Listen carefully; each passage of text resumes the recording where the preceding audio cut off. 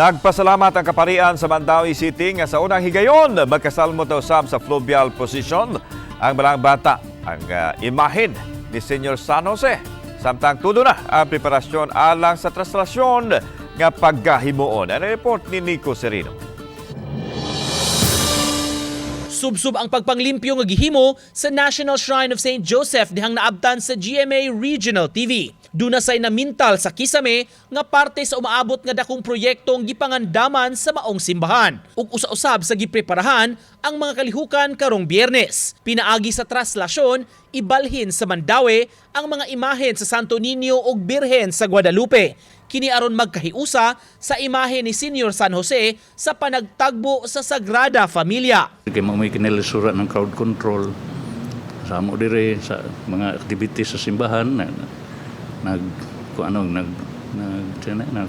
ngandam pud mi labi na sa itong mga batanon, mga youth kaya sila may marshals good. Samtang gikalipay sa kaparian sa Mandawi ang pagsanong sa mga organizers labi na sa kapariang Agustino. Kabahin sa hangyo nga paubanon hangtod sa fluvial procession ang imahe ni Senior San Jose. Pagkahuman dalhon dayon sa Basilika ug magpabilin bisan sa adlaw sa Fiesta Senior. Liwas sa fiesta na kini dalhon pabalik sa Mandawi. Nakatambong ko kausas meeting dito sa Santo Niño.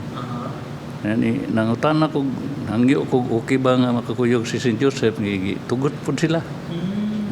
Lipay kayo may significant mga first time. Bunga sa atong year St. Joseph ba.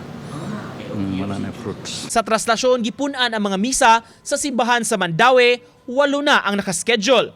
Wala pa'y labot ni ini ang 9 a.m. welcome mass ug ang alas 11 sa gabi nga farewell mass. Uban ni Godfrey Relien, Nico Sereno,